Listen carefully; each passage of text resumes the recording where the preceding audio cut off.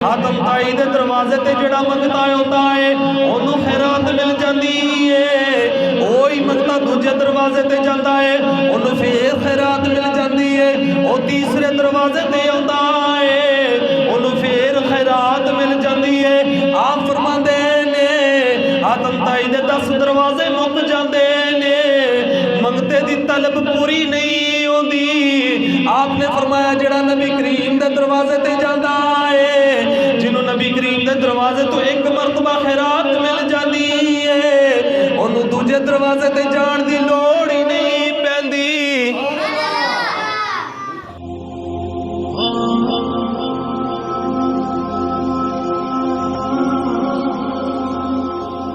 इस कायनात के अंदर एक बहुत बड़ा सखी शख्स गुजरिया जिहदा नाम हातम ताई है। किसी ने हातम ताई नूं पुछया, लोग कहने लगे कि तुसा कोई अपने तो वड्डा सखी भी वेख्या है। हातम ताई बहुत ही सखी आदमी है। इन्हां नूं किसी ने सवाल किया कि तुसा किसी नूं अपने तो ज्यादा सखी वेख्या है। हातम ताई कहने लगे कि हाँ, मैं एक छोटा जिहा बच्चा वेख्या है, मेरे तो भी ज्यादा सखी है।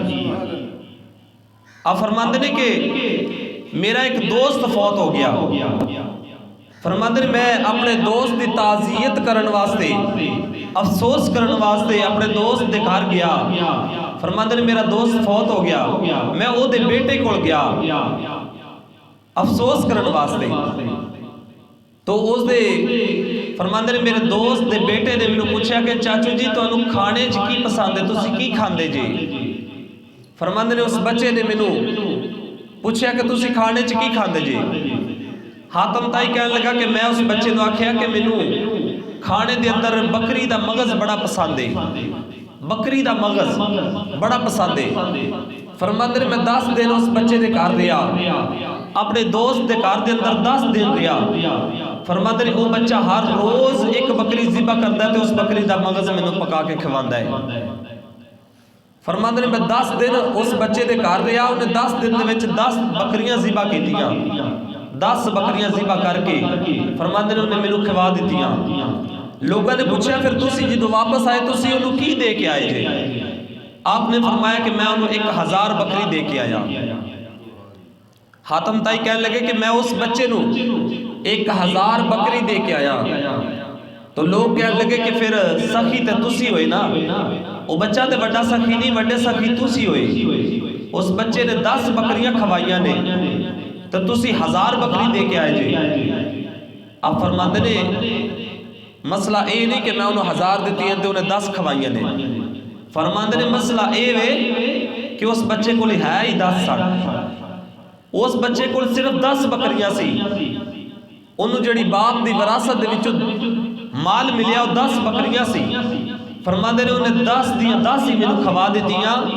फरमाते ने मेरे को 1000 बकरियां सी ते 1000 बकरियां दे विचों 1000 बकरी मैं उन्हें सिर्फ दे के आया।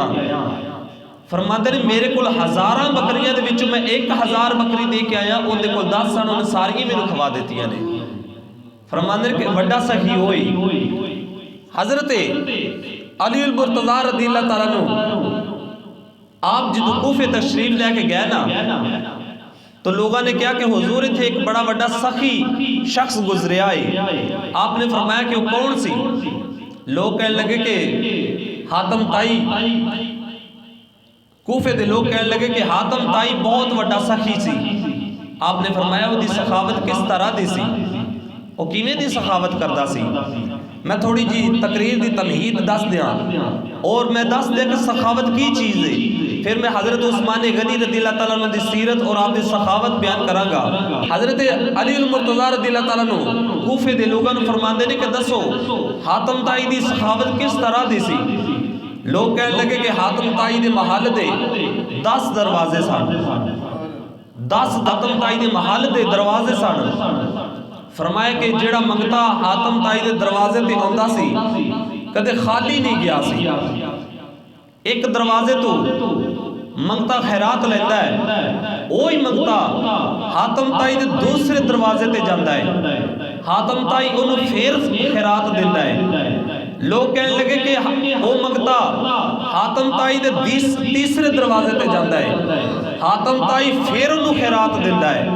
वही मंगता फिर चौथे दरवाजे ते जांदा है, हातम ताई फिर उन्होंने खैरात दिंदा है। फरमांदे ने कि चलदियां चलदियां वही मंगता एक वक्त दे अंदर 10 दरवाजे तो खैरात लेंदा है। हातम ताई ने उन्होंने कभी मना नहीं किया कि तू पहले दरवाजे तो खैरात लैके आया, दूसरे तो तीसरे तो खैरात लईए। एक ही घर दे 10 दरवाजे ने ते एक तो लै ली ते दूसरे ते की लैना है। हातम ताई ने कभी झिड़क नहीं मारी सी, 10 दरवाजे तो खैरात दे के भेजदे सी। हजरत मौला अली रज़ी अल्लाह तआला अन्हु फरमाते ने, आपने फरमाया कि तुसी कहते हो वो सखी है, आप फरमाते ने कि तुसी कहते हो हातम ताई सखी है, मैं कहना वो कंजूस ही बड़ा है। हजरत मौला अली रज़ी अल्लाह तआला अन्हु फरमाते ने, आप फरमाते ने कि मैं कहना कि वो कंजूस सी, सखी नहीं सी। लोगों ने कहा हुजूर फिर सखी कौन है और सखी किन्नू कहंदे ने? अगर वो सखी नहीं सी फिर सखी किन्नू कहंदे ने?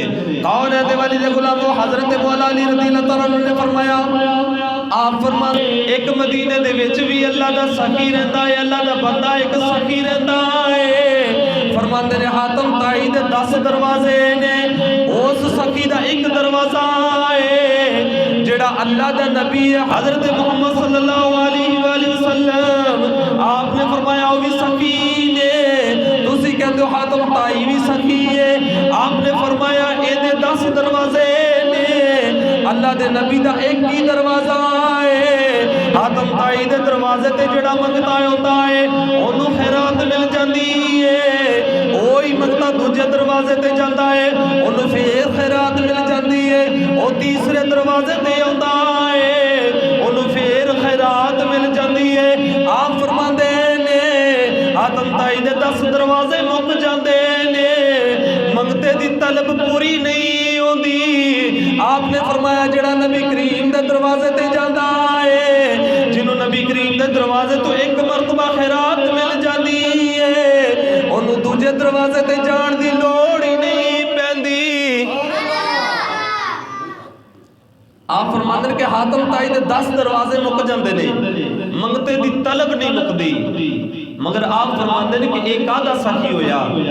फरमाया कि सखी ते ओ ही ना कि जिदे दरवाजे ते मंगता एक बारी आ जाए, बस एक बारी उदे दरवाजे ते आ जाए, उस दरवाजे तो अल्लाह दे नबी दे दरवाजे तो जिन्हों खैरात मिल जाती है दोबारा उन तलब रहिंदी ही नहीं, उन दूसरे दरवाजे ते जान दी तलब ही नहीं रहिंदी।